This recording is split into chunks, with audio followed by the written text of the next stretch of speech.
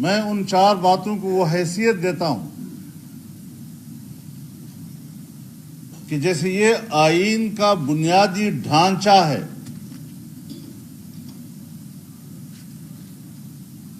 اگر آئین کے ان 4 ستونوں میں سے ایک ستون بھی گرتا ہے تو آئین کی پوری عمارت گر جاتی ہے۔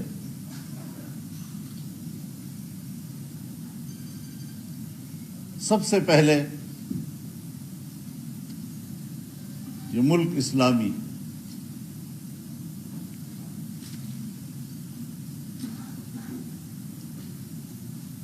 اسلام پاکستان کا مملکتی مذہب تسلیم کیا گیا ہے آئین کے اندر، اور قرآن و سنت کی بنیاد پر قانون سازی کو لازم قرار دیا گیا ہے۔ یہ پہلا اصول ہے۔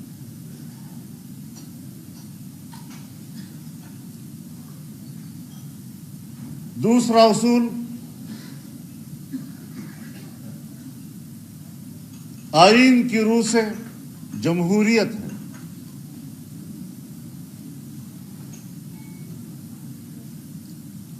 دنیا میں جمہوریت کی کوئی متفقہ تعریف موجود نہیں، اور صرف اسی کو ایک متفقہ نقطہ کہا جاتا ہے کہ مملکتی نظام میں عوام کی شراکت۔ اب مملکتی نظام میں عوام کی شراکت کی شکل کیا ہونی چاہیے؟ دنیا کے مختلف ممالک میں اس کی صورت اور ہے، سو ہمارے ہاں بھی اس کی ایک شکل موجود ہے جس کا تعین ہم نے اپنے آئین میں کیا ہے۔ اور تیسری چیز کہ یہ ملک وفاقی ہوگا، اور وفاق کے زیر انتظام 4 یونٹوں کا ذکر ہے، 4 وحدتوں کا ذکر ہے، اور چوتھی بات یہ کہ یہاں پر نظام وہ پارلیمانی ہوگا۔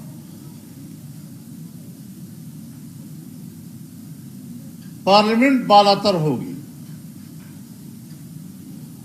آئین سازی ہو یا قانون سازی، آئین میں ترمیم ہو یا قانون میں ترمیم، اس کا اختیار صرف عوام کے منتخب اسمبلیوں کو ہوگا۔ اب یہ وہ 4 بنیادی اصول ہیں جس کو ہم سن 1973 کے آئین کے ستون کہتے ہیں، اور سن 73 کا آئین، اس کو ہم ایک میثاق ملی سے تعبیر کرتے ہیں۔ ملک کے اندر صوبے موجود ہیں، ملک کے اندر قومیتیں موجود ہیں، ملک کے اندر صوبوں کے اپنے وسائل ہیں، ان وسائل کی اپنی شناخت ہے، خطے ہیں، ان خطوں کی اپنی شناخت ہے، ان کے وسائل کی اپنی شناخت ہے، اور اس حوالے سے ہر خطہ، ہر صوبہ اور ہر صوبے کے عوام، وہاں کے بچے اپنے وسائل کے خود مالک ہوں گے، اور اپنے وسائل پر سب سے پہلے حق ان کا ہوگا۔ ہم نے آئین میں اصولی طور پر اس کو تسلیم کیا ہے۔ لیکن ان 4 میں سے عملی طور پر کچھ بھی نہیں۔ ہم حکومتوں میں آ جاتے ہیں، اسمبلیاں بھی بن جاتی ہیں، ہم وزیر اعظم بھی بن جاتے ہیں، وزیر اعلیٰ بھی بن جاتے ہیں، لیکن میں ایک سوال جو پی ڈی ایم کے اجلاسوں میں بھی کرتا رہا ہوں، اور میرے اکابرین اس کے گواہ ہیں، اور میں ان سے سوال کرتا رہا ہوں کہ کم از کم میں ذاتی طور پر جنرل ضیاء الحق کے مارشل لا سے جمہوریت کی جنگ لڑ رہا ہوں۔ اس سے پہلے کی تحریکوں میں نے کچھ مشاہدات بطور طالب علم کے کیے ہیں، لیکن اس کا باقاعدہ حصہ نہیں تھا، نہ میری وہ عمر تھی۔ جنرل ضیاء الحق کے مارشل لائی دور سے لے کر آج تک ہم نے جمہوریت کی جو جنگ لڑی، آمریت کے خلاف جنگ لڑی، ذرا نتیجے کے لحاظ سے مجھے بتا تو دو کہ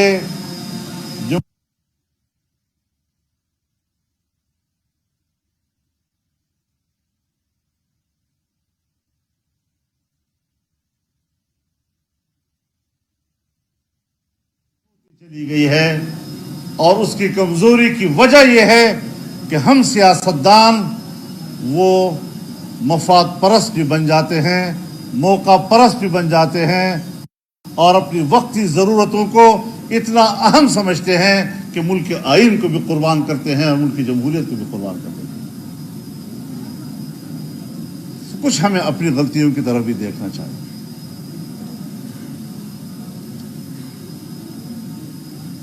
صرف کسی کو مورد الزام ٹھہرانا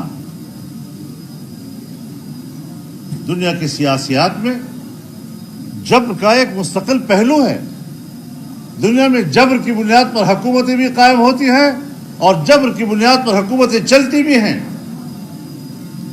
لیکن جبر سے انصاف کی طرف لانا، عدل کی طرف لانا، اس کے لیے جب تک سیاستدانوں کا کردار نہیں ہوگا اور مؤثر کردار نہیں ہوگا، ایک کمٹمنٹ نہیں ہوگی، میں نہیں سمجھتا کہ خواب کبھی شرمندہ تعبیر ہو سکے۔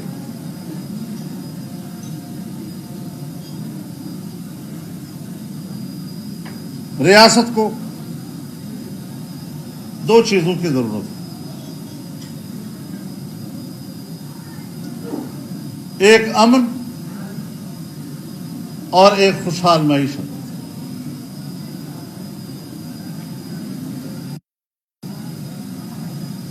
جب ہم لفظ امن استعمال کرتے ہیں تو یہ تین حروف کا ایک سب سے چھوٹا لفظ ہے،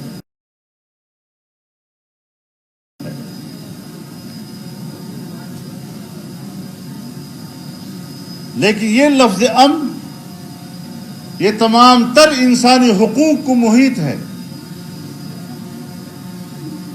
تمام انسانی حقوق کا احاطہ کرتا ہے، اور تمام انسانی حقوق تین چیزوں کے گرد گھومتی ہیں: انسان کی جان، انسان کا مال، انسان کی عزت و آبرو۔ دنیا جہان میں قانون بنتے ہیں ان تین شعبوں میں حقوق کے تحفظ کے لیے۔ تو حقدار کو حق دینا، اور اگر اس کی حق تلفی ہو تو اس کی تلافی کرنا، اس مقصد کے لیے قانون بنائے جاتے ہیں، آئین بنائے جاتے ہیں۔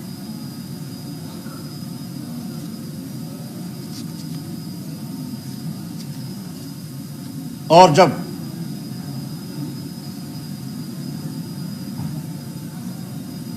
ہم بغاوت کرتے ہیں، جبر کرتے ہیں، حقوق پر ڈاکہ ڈالتے ہیں، غلط پالیسیاں بناتے ہیں، تو پھر نتیجے میں ہمیں دو سزائیں ملتی ہیں، ایک بھوک کی صورت میں اور ایک بد امنی کی صورت میں۔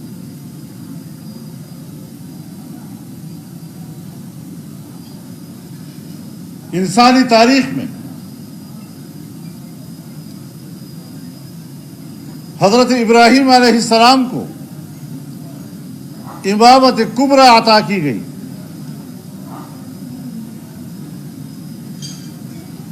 اللہ تعالیٰ نے فرمایا انی جاعلک للناس اماما، میں تمہیں ساری انسانیت کا امام بنانے والا ہوں۔ اتنے عظیم منصب پر فائز ہونے کے بعد اب آپ کی ترجیحات میں فرق آ گیا، ذمہ داریوں کے حوالے سے۔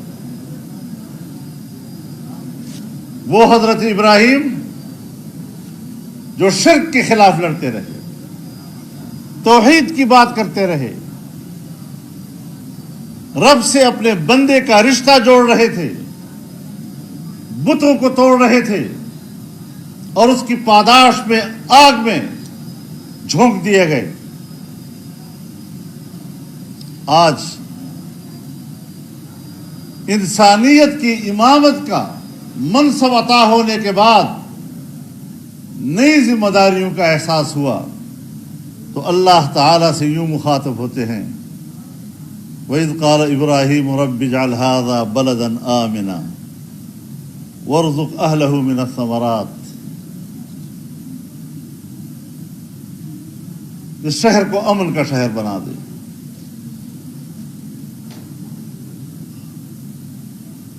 اور ان کو پھل فروٹ نصیب فرما، خوشحال معیشت نصیب فرما۔ لیکن آپ نے خوشحال معیشت مانگی من آمن منہم باللہ والیوم الآخر، جو اللہ پر ایمان لاتا ہے، یوم آخرت پر ایمان لاتا ہے۔ لیکن اللہ نے فرمایا کہ نہیں، قال ومن کفر فأمتعہ قلیلا، جس نے میرا انکار کیا دنیا میں اس کو بھی دوں گا۔ یعنی معیشت پوری انسانیت کے لیے برابر کا حق ہے۔ ایک ملک کے اندر ہر عقیدے اور ہر فکر سے وابستہ ہر انسان کے معاشی حقوق اور انسانی حقوق برابر ہو جاتے ہیں۔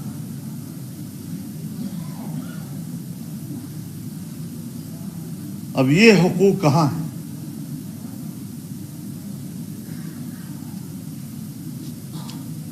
اور جب ہم اللہ تعالی کی نعمتوں کا انکار کرتے ہیں، کفران نعمت کرتے ہیں، تو خود رب العزت فرماتے ہیں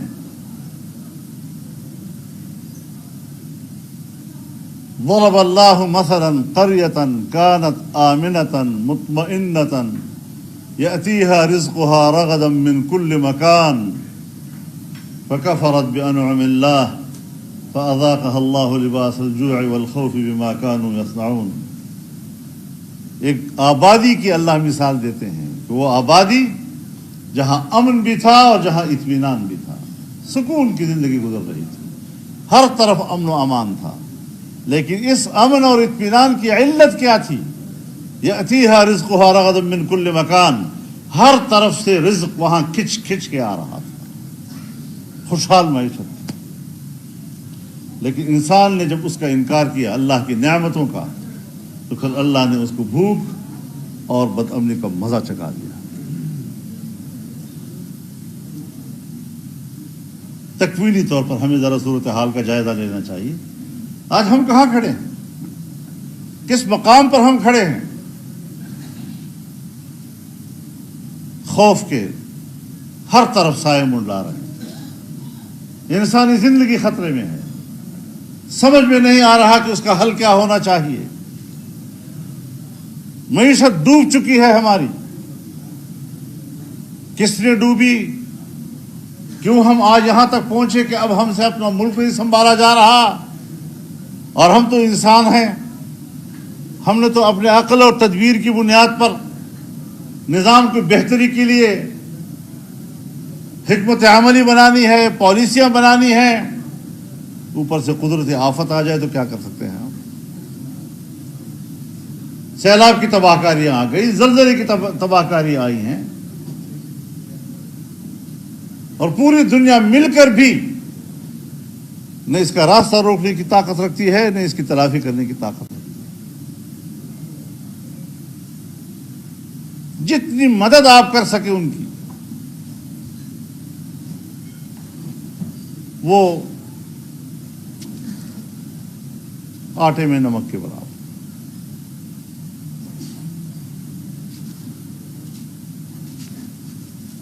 الحمدللہ ہمارے ملک میں بہت کچھ ہے،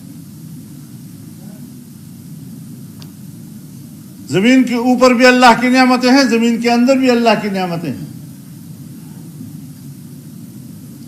لیکن ہمیں اس پر اختیار نہیں ہے۔ بلوچستان میں کیا کچھ نہیں ہے.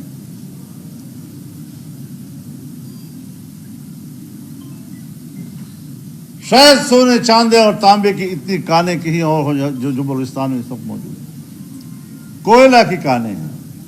چولستان آپس کا بھرا ہوا ہے. وزیرستان ایشیا کا سب سے بڑا ذخیرہ ہے اس وقت, جہاں سونے چاندی اور تانبے کے کانے بھی ہیں اور جہاں پر گیس بھی نکل آئی ہے کرک میں. اب آپ بتائیں کہ یہ قوم کی چیزیں ہیں, اس ملک کی چیزیں ہیں. 75 سال ہمارے ہو گئے, ہم اپنی ملکیت کو ہاتھ نہیں لگا سکتے. اپنی ملکیتوں پر ہمارا اختیار نہیں ہے. اس انداز میں جو ہم زندگی گزار رہے ہیں, یقیناً ہم سب کو مل کر سوچنا ہے.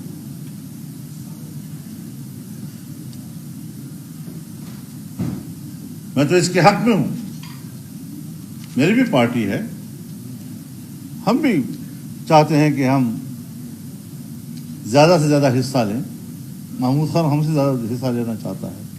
مینگل صاحب بھی خواہش رکھتے ہیں, ادھر کھوڑا صاحب تو سب کچھ لینا چاہتے ہیں. لیکن یہ خواہشات ہمیں چھوڑنی پڑیں گی. جس طرح آج پاکستان کی تاریخ کا سب سے بڑا اتحاد حکمران ہے, ان کو سر جوڑ کر سوچنا پڑے گا. اس میں بڑے سوچ فکر والے لوگ ہیں, ماہرین اقتصادیات ہیں, اور ہر طبقے کو مطمئن کرنا پڑے گا. بھوکا آدمی لڑتا ہے. پھر جب یہ سی پیک کا منصوبہ ہو رہا تھا تو کچھ معاملات ایسے آ گئے تھے کہ مجھے خود چائنا جانا پڑا اور وہاں کی قیادت سے بات کرنی پڑی. تو ان کا سب سے بڑا سوال یہ تھا کہ آپ کے ملک میں تو دہشت گردی ہے اور ان راستوں سے ہم گزریں گے تو یہ تو خوف ہوگا, اور کیسے یہ کامیاب ہوگا اتنا بڑا منصوبہ. تو میں نے ان سے کہا کہ جی آپ تو کمیونسٹ لوگ ہیں اور کمیونسٹ آف پارٹی چائنا کی حکومت ہے یہاں پر, اور آپ کا عقیدہ یہ ہے کہ معدہ خوشحال ہے تو سب ٹھیک ہے.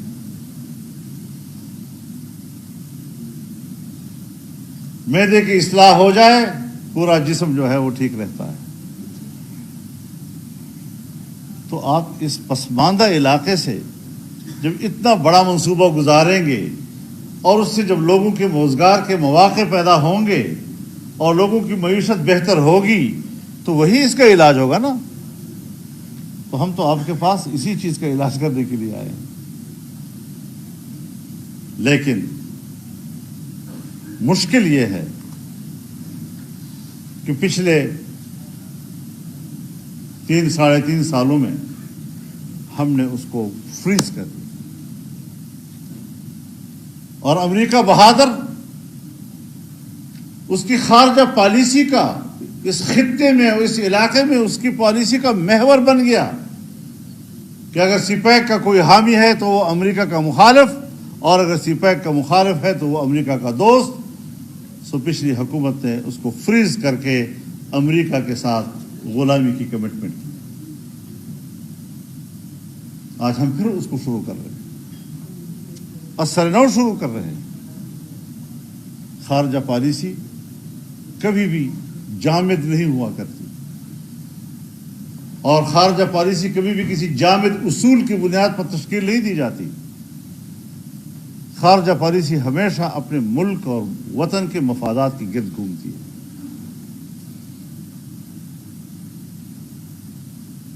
ہم انڈیا کے ساتھ بھی تجارتی تعلقات بنائیں تو ظاہر ہے ہمارے سامنے اپنے ملکی مفاد ہوا. ایران کے ساتھ, افغانستان کے ساتھ, किसी ज़माने में अफगानिस्तान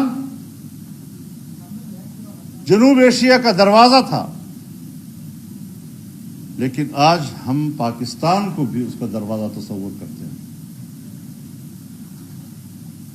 अफगानिस्तान और पाकिस्तान की बाहमी शराकत और बाहमी एतमाद इस पूरे खित्ते में अमन और इस्तेहकाम का जरिया बन सकता है, लेकिन सन 1980 से लेकर आज तक वहाँ इस्तिराब है, बेकरारी है। कब इस्तिक़रार आएगा, कब इस्तिक़लाल आएगा, कब सूरत हाल ऐसी बनेगी कि हम अफगानिस्तान का इस्तिफादा कर सके और हमारा इस्तिफादा कर सके। हम आज भी इन फलसफों में गुम हैं। अफगानिस्तान में हुकूमत है भी और नहीं भी है। एक पड़ोसी होने के नाते अफगानिस्तान से जो जरूरतें मेरी वाबस्ता हैं, उसका अमेरिका को इदराक ही नहीं है, शायद किसी और को भी ना हो। ईरान मेरा पड़ोसी है। पड़ोस ममालिक के आपस में 100 मुश्तरकात होती हैं, उन पर भी नजर रखनी पड़ती है। एक दो तनाज़े भी होते हैं, लेकिन उसके लिए दोनों मुल्कों के बीच में कुछ प्रोटोकॉल्स होते हैं।